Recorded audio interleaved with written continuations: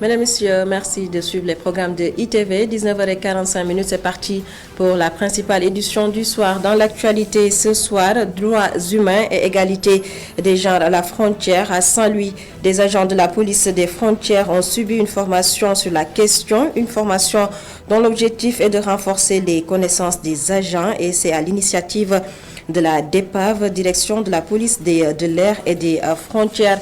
Le compte rendu à suivre dans ce journal. Éducation, 5e édition, nos vacances pour l'école. La COSIDEP évalue sa campagne à quelques jours de la rentrée scolaire. La coalition des organisations en synergie pour la défense de l'éducation publique veut, à travers cette initiative, garantir le fonctionnement normal des lieux d'éducation et de fonctionnement. Mamsé Boubabou à suivre également dans ce journal. Séisme au Maroc, tremblement de terre qui a fait un lourd bilan, plus de 2000 morts. Le khalife général de la famille omarienne Thierno Madani Tall présente ses condoléances à l'ambassadeur du royaume chérifien au Sénégal. Le diplomate est revenu sur les relations entre le Maroc et la famille de Cheikh Omar Foutiyou Tall. Voilà pour les titres, le développement c'est juste après ceci.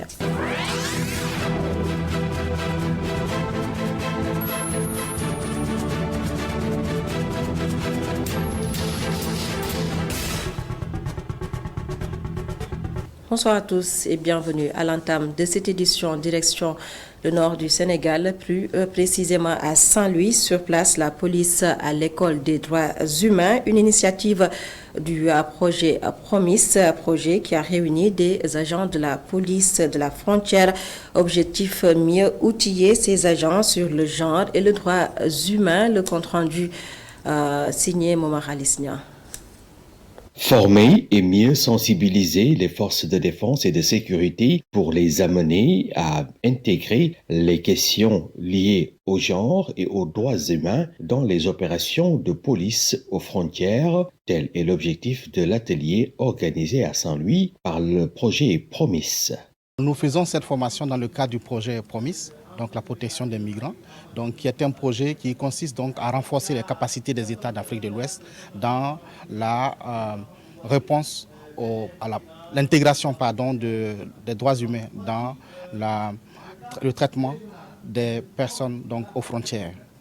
Et nous sommes engagés avec l'ONUDC, comme je l'ai dit, comme co-organisateur de cette activité, avec la DEPAF, donc qui est le bénéficiaire. Cette initiative du dit projet est pleinement appréciée par les autorités de la police nationale.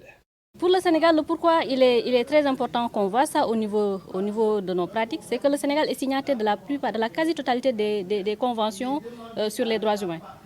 Or, qui parle de ratification, parle justement d'obligations qui naissent justement de ces ratifications au sein de ces États-là.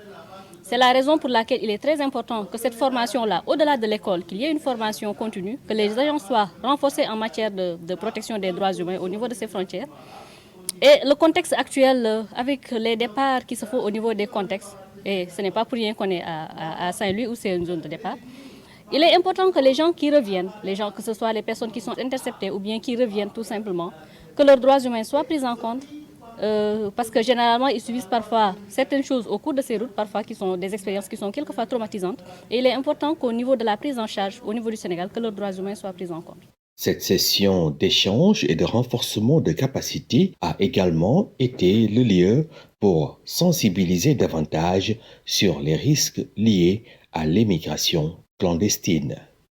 Après la sécurité, on parle de l'éducation. La coalition des organisations en synergie pour la défense de l'école, de l'éducation publique en collaboration avec des experts a évalué ce matin sa campagne Nos vacances pour l'école, une campagne qui en est à sa 5e édition. La COSIDEP veut, à travers cette initiative, garantir le fonctionnement normal des lieux d'éducation et de formation dans un contexte de crise. Le compte-rendu de la rencontre est signé Mamsé Boubabou.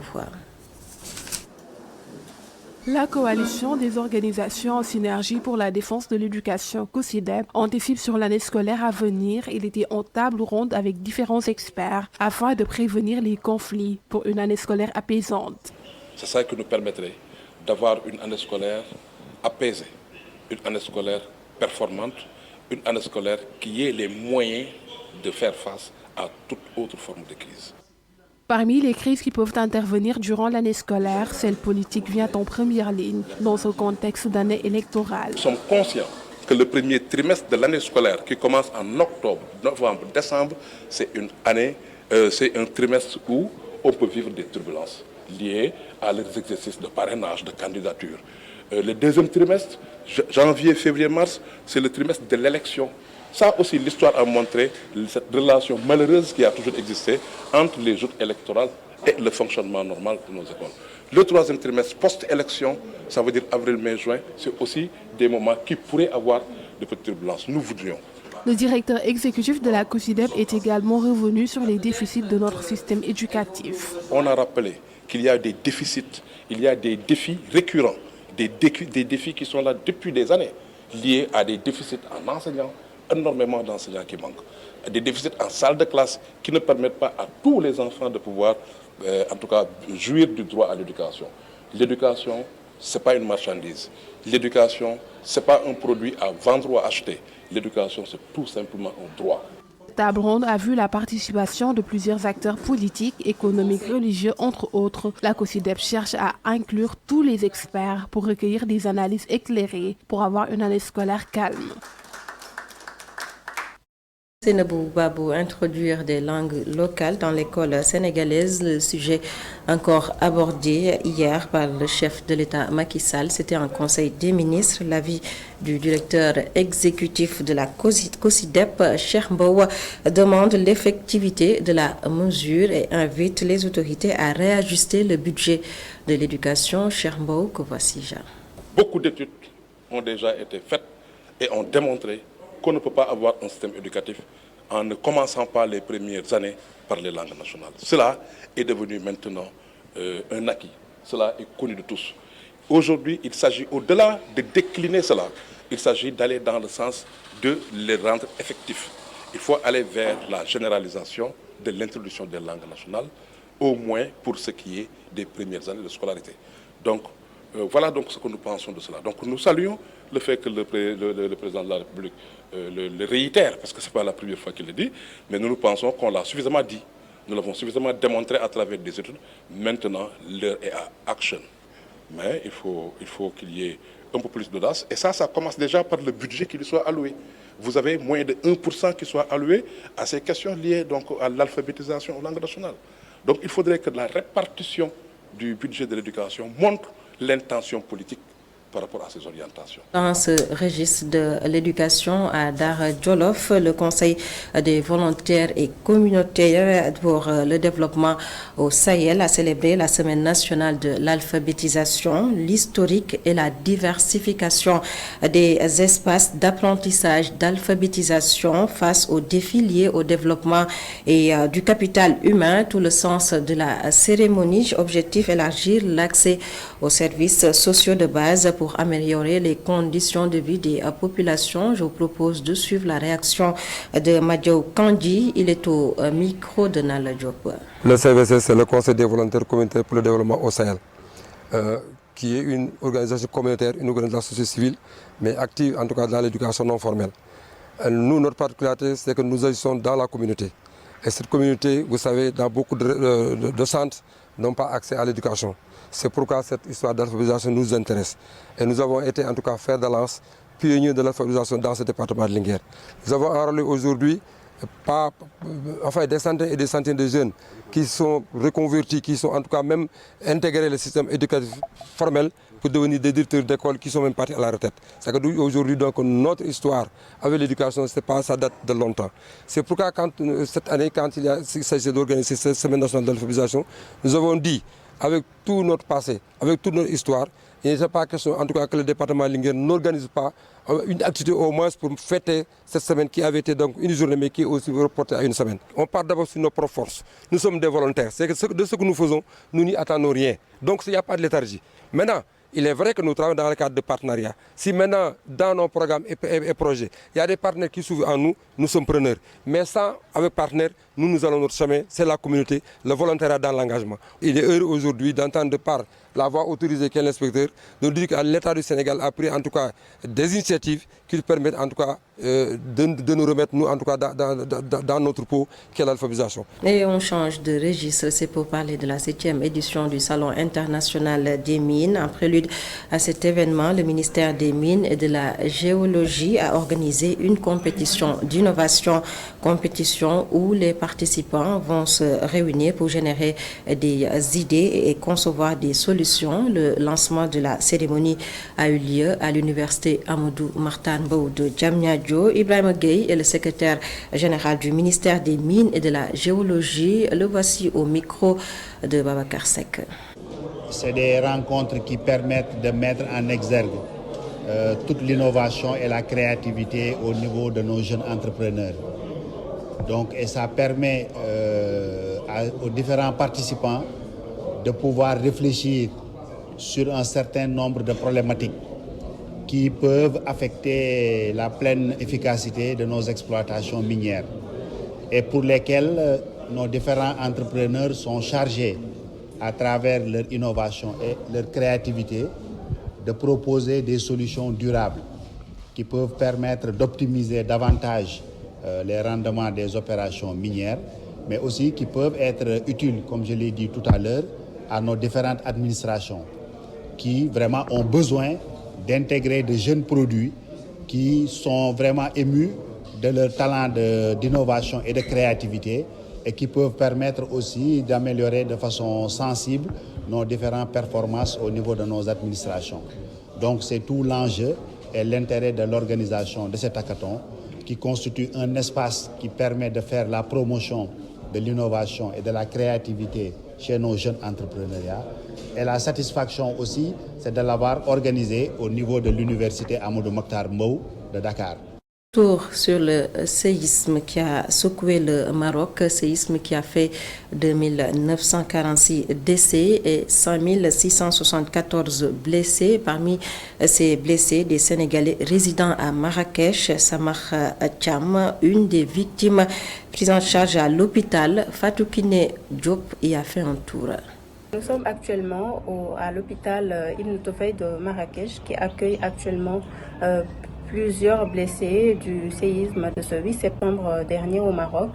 Nous y avons trouvé un Sénégalais du nom de Samar Cham. Il a été admis ici suite à ses blessures, une fracture du genou. Il a été pris en charge par les services médicaux marocains. Suite à un entretien avec lui, il nous informe avoir été satisfait de la prise en charge, surtout de manière très rapide. Et il nous a également informé de la solidarité reçue de la part de la communauté sénégalaise établie au Maroc, plus particulièrement ici à Marrakech. Alors le bilan de ce jeudi s'établit à 2946 décès et 5674. Les opérations de secours se poursuivent toujours.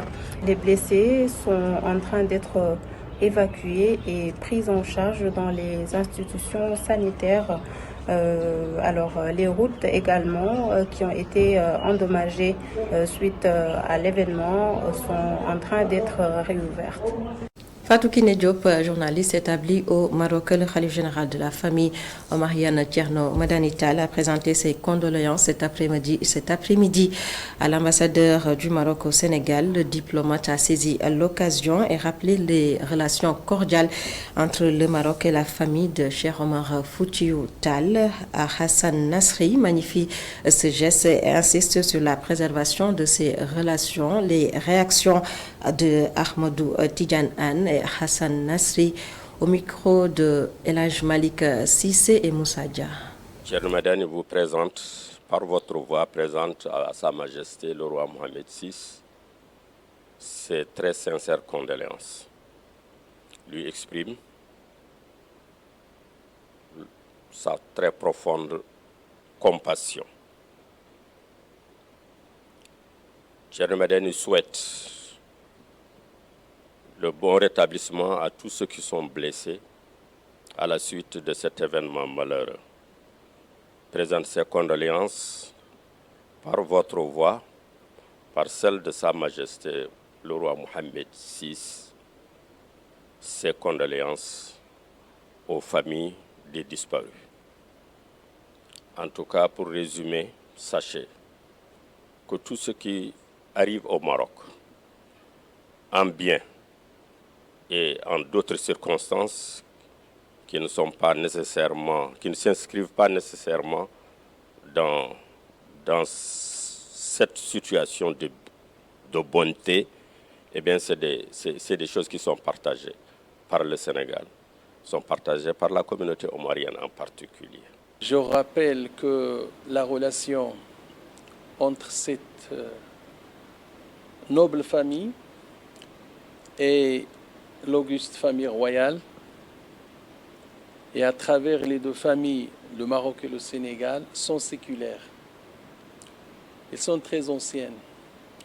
Et nous, notre génération, a hérité de cette relation spéciale. Il nous appartient de la préserver, de l'entretenir. Et je suis convaincu que ce geste, autant qu'il reflète cette relation, il rappelle justement l'attachement des deux côtés à cette relation spéciale. Encore une fois, merci infiniment. Et à travers vous, je remercie tous les frères de la Tariqa Omariya, là où ils sont, à travers toute l'Afrique et à travers le monde entier, parce que c'est une famille, masha'Allah, dont les fils et filles sont éparpillés dans le monde entier. Donc c'est l'occasion de les remercier à travers vous et aussi de souhaiter qu'Allah subhanahu wa ta'ala les préserve et préserve le Sénégal, le Maroc et tous les pays de l'islam et toute l'humanité de tout malheur. Après la défaite des Lions du Sénégal face au Fennec d'Algérie mardi dernier, dans le cadre d'un match amical, la réaction de l'ancien ministre des Sports Matar Ba exhorte les acteurs du sport à rester mobilisés. Je vous propose de l'écouter, Matar Ba, au micro de Muntaga Kana. On a réussi par-ci, des fois on a mal réussi. C'est comme ça la vie, c'était une mission. Et aujourd'hui, le sport, malgré les conditions difficiles, le sport est en train de mobiliser beaucoup de satisfaction. Il y a beaucoup de trophées qui sont gagnés. Et il ne faut pas qu'on se lasse, il faut qu'on continue le travail et qu'on sache que le sport, c'est une gestion quotidienne. Il y a toujours des choses à faire. On ne peut pas dormir comme ça sur nos lauriers, c'est pas possible. Il faut qu'on continue le travail. Et d'ailleurs, j'en profite pour encourager notre équipe nationale de football. On a perdu hier par 1-0, mais je pense qu'un match amical, c'est une occasion d'apprendre et de rectifier. Nous préparons un grand rendez-vous africain, le plus relevé de l'histoire à mon avis, parce qu'il y aura de très grandes équipes en Côte d'Ivoire. Donc rencontrer une grande équipe comme l'Algérie, on apprend toujours. Donc, il faut encourager les joueurs, encadrer l'encadrement, que le travail continue, parce que le Sénégal attend en tout cas d'autres résultats positifs pour le peuple sénégalais. Tournoi Challenge dans la banlieue de Dakar. Abdoulaye Sylla, parrain de cette édition, venu représenter le directeur général de Ecotra. La délégation conduite par Cheikh Tidiane Ndiaye a fait un don de jeux de maillot aux ASC du département de Keur Massar. Cheikh Tidiane Ndiaye au micro de Boudal Ndiaye. On accompagne toute la jeunesse sénégalaise. On a commencé par Keur Massar, mais on va aller vers d'autres zones. Ce qui nous a poussé, c'est que c'est la période des vacances. Au lieu que les jeunes aillent en haute mer et vraiment poursuivre ce qui se passe actuellement dans ce pays-là, on a préféré regrouper les jeunes en organisant des tournois un peu partout dans le Sénégal. Au moment où je vous parle, il y a un tournoi qui est en train d'être organisé dans le sud.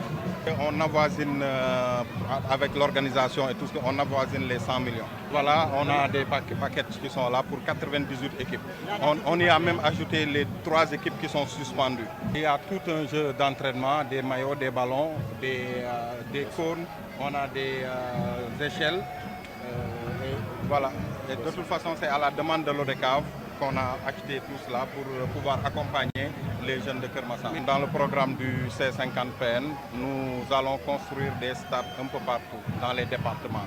Et on va vraiment privilégier le département de Kermassar. C'est une demande sociale, Vous voyez partout où nous sommes passés, c'est la population qui sort, qui réclame la candidature d'Abdoulaye Sylla.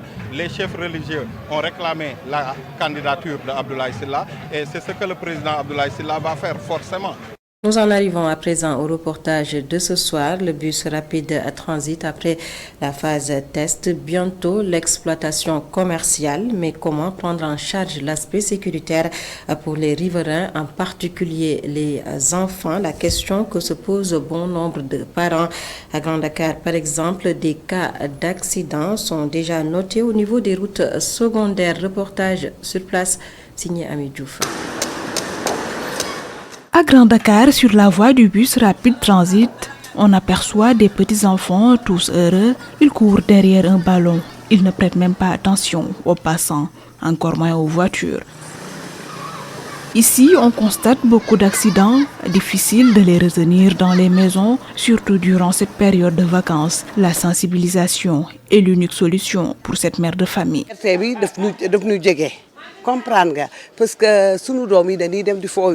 La voie est trop proche du quartier. Les enfants y jouent souvent. Ce sont des gamins, ils ne comprennent rien. Je ne cesse de les canaliser, de leur dire de faire attention aux voitures qui passent.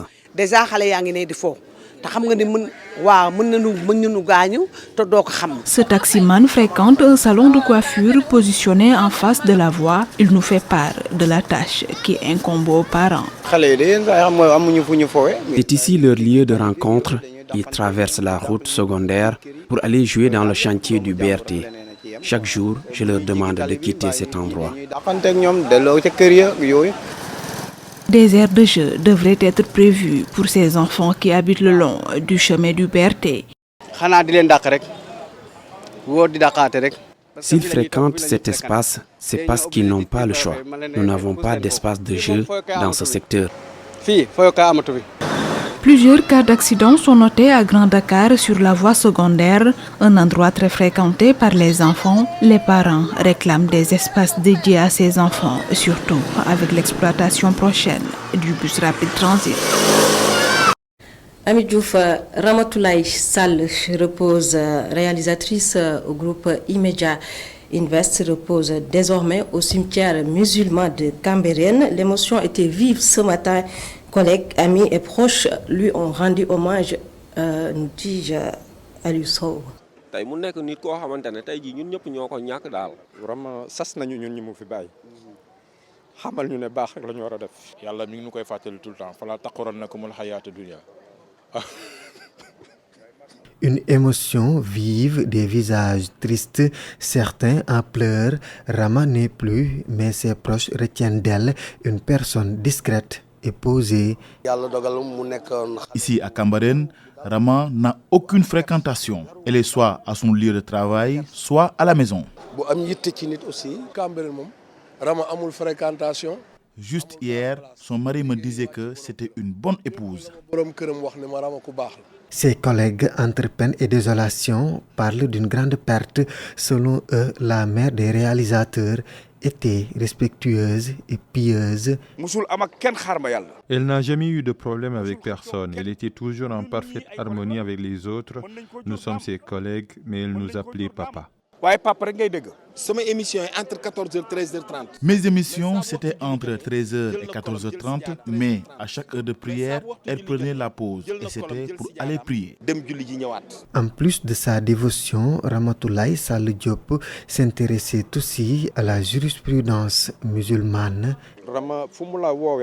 Rama, à chaque fois qu'elle m'appelait, elle me posait des questions sur la jurisprudence islamique. Parfois même, je demandais certaines questions à d'autres oustas pour répondre à ces questions. Rama, qu'Allah l'accueille en son paradis. C'est avec ces zikrs et prières que les proches, collègues et voisins ont accompagné Ramatoulaye dans sa dernière demeure.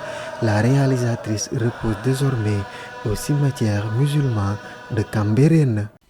Ramatoulaye Sall, que Firdausi soit sa demeure. C'est la fin de ce journal. Merci de nous avoir suivis.